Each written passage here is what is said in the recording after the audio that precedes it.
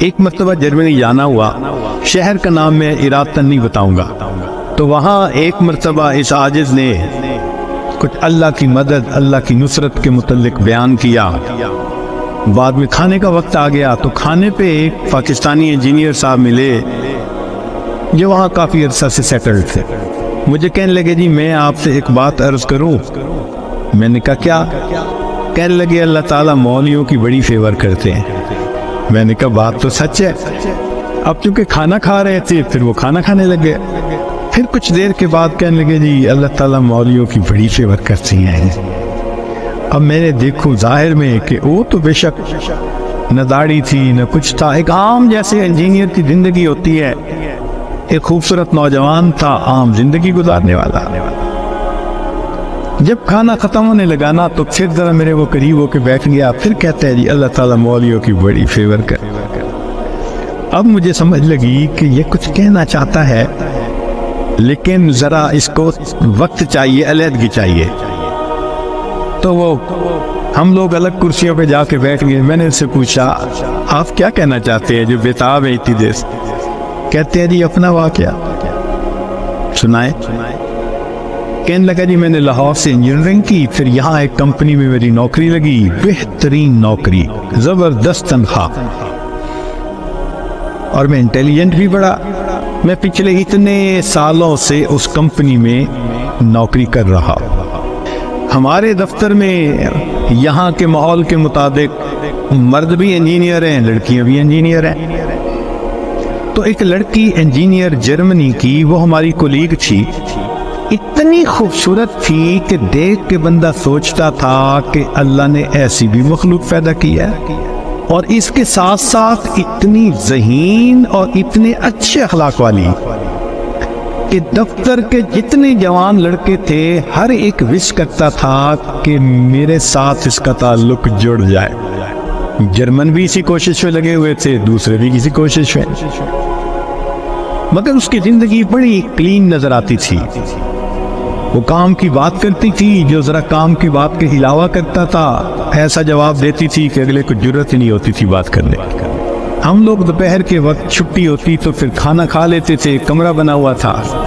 ایک دن میں نے کھانا نہ کھایا، پھر دوسرے دن کھانا بھی نہ کھایا، تیسرے دن جب میں نے کھانا نہ کھایا تو اس نے مجھ سے پوچھ لیا کہ فلاں آج کل آپ دوپہر میں کھانا نہیں کھا رہے؟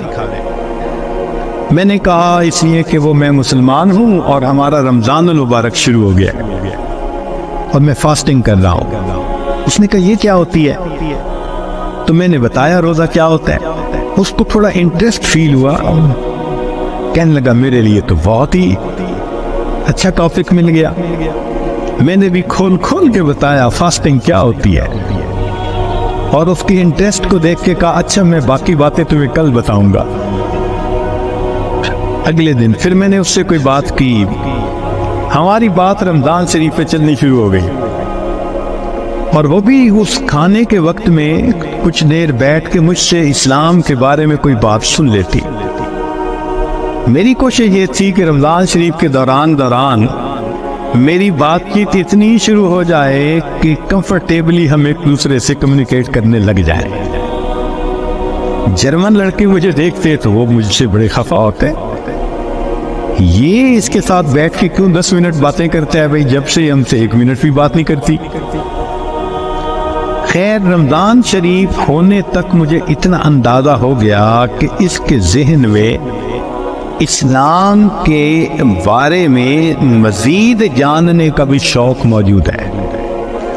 تو میں نے کچھ انگریزی کی کتابیں بھی اس کو منگا کے دی کہ پڑھو، اور میں تو چاہتا تھا اللہ کرے یہ مسلمان بنے، پھر تو ہمارا ہی نمبر لگے گا، کیونکہ باقی تو سارے یہاں کافر ہیں۔ بڑی میری کوشش تھی اور میں بڑے خلوص سے کوشش کر رہا تھا یہ مسلمان بن جائے۔ اللہ کی شان کہ جو باتیں میں بتا سکتا تھا میں نے بتائیں، اور کچھ باتیں اس کو میں نے کہا کہ بھئی تمہارے قریب اگر کوئی مسجد ہے وہاں عالم ہے تو ان سے کوسچن پوچھ لو۔ 6 مہینے اس لڑکی نے اسلام کو سٹڈی کیا، اور ایک دن آ کے وہ مجھے کہنے لگی کہ کل میں نے کلمہ پڑھ لی ہے، اور میں نے دیکھا کہ اس نے اپنا سر بھی ڈھکا ہوا تھا۔ تو یہ اس بات کی دلیل تھی کہ یہ مسلمان بن چکی۔ میری تو خوشی کے انتہا نہیں تھی۔ میں نے عشاء کے بعد 10 رکعت شکرانے کے نفل پڑھے کہ یہ مسلمان بن گئی۔ میں کولیگ بھی ہوں، مسلمان بھی ہوں، اس کے پاس تو کوئی دوسری آپشن ہی نہیں ہے، تو اب میرا کام آسان ہو گیا۔ اب وہ جب موقع ہوتا نماز بھی پڑھتی، مگر زندگی چلتی رہی۔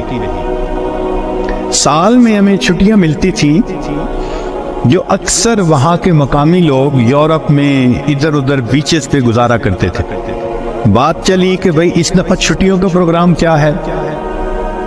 اس نے کہا کہ میرا ارادہ ہے کہ میں اس دفعہ ٹرکی جاؤں گی، سنیں وہاں بہت مسجدیں ہیں اور بہت علماء ہیں، میوزیمز ہیں، تو مجھے ذرا اسلام کو اور زیادہ اسٹڈی کرنے کا موقع مل جائے گا۔ میں نے سوچا ترکی جائے گی تو میرا کیا فائدہ؟ اب میں نے اس کو آئیڈیا دیا، فوڈ فار تھاٹ۔ ان کا تمہیں کیا پتا، اصل تو دین پاکستان میں ہے، اتنی مسجدیں ہیں، اتنے یہ علماء ہیں، اتنے فلاں ہیں۔ اب میں نے ایسی سہانی سٹوری اس کو سنائی کہ اس کو لگا کہ اگر مجھے دین سمجھنا ہے تو شاید وہاں انفارمیشن زیادہ مل سکیں گی۔ اور ادھر میں نے اپنی امی کو فون بھی کر دیا، امی میں کوشش کر رہا ہوں کہ یہاں سے ایک لڑکی آ جائے پاکستان، بس اس کو پھر آپ شادی کے لیے تیار کرنا، یہ آپ کا کام ہوگا۔ امی نے کہا بیٹا بات ہی کوئی نہیں۔ میری بہن ایک ایم اے انگلش تھی، ایک ایم اے اکنامکس تھی، بہنوں نے بھی کہا تو ایک دفعہ لے آؤ اس کو، ہم اس کو تیار کر دیں گے، مسئلہ ہی کوئی نہیں۔ اب میری کوشش کہ کسی طرح یہ سفر کرے۔ 2-3 دن وہ سوچتی رہی، پھر اس نے کہا کہ اچھا ٹھیک، میں نے ارادہ کیا ہے کہ ان چھٹیوں میں پاکستان جاؤں گی، مگر میں اپنی ارینجمنٹس خود کروں گی، تم فلائٹ نمبر بس بتا دو کب جا رہے ہو۔ تو میں نے کہا ٹھیک۔ اب جس دن میں نے فلائٹ پہ آنا تھا، اور اس نے بھی 2 لفظ کہے تھے کہ ہاں میں بکنگ کروا لوں گی، کہنے لگا کہ میں تو 1 گھنٹے، میں نے 3 گھنٹے پہلے پہنچنے کی بجائے 4-5 گھنٹے پہلے پہنچا ہوا تھا۔ جلدی سے چیک ان کروا کے اب میں تلاش کر رہا تھا کہ کب آئے۔ خیر اس کو آنے میں کچھ دیر ہو گئی، مگر میں نے دیکھا کہ وہ آ گئی تو میں بڑا مطمئن ہو گیا، اب یہ پاکستان آ رہی ہے۔ خیر جب پاکستان اترے تو میرے گھر والے، رشتہ دار سب مجھے ریسیو کرنے آئے ہوئے تھے، تو گھر کی عورتیں اس کو بھی ملی۔ اس نے کہا کہ دیکھو میں نے ہوٹل کی بکنگ کروائی ہوئی ہے اور میں اس وقت تھکی ہوئی ہوں سفر کر کے، تو میں سیدھا ہوٹل میں جاؤں گی، اور کل جب میں کسی وقت فریش ہوں گی نا تو عورتوں کو کہا کہ تم ہوٹل آ جانا، میں تم سے ڈسکس کر لوں گی کہ مجھے کہاں کہاں انفارمیشن مل سکتی ہے۔ میری بہنیں اس کو دیکھ کے تو حیران ہو گئی، اور انہوں نے شادی کی ڈیٹ اور پلاننگ وہ بھی شروع کر دی۔ اگلے دن میری امی گئی اور اس کو کہا کہ بھائی آپ ہوٹل میں کیوں رہتی ہو، ہمارے گھر میں آؤ۔ اس نے کہا میں ذرا یہاں کمفرٹیبل ہوں۔ امی نے کہا چلو کھانا کھانے ہی آ جاؤ۔ اس نے کہا ٹھیک، تو وہ ایک وقت کھانے کے لیے گھر امی کے ساتھ آ گئی۔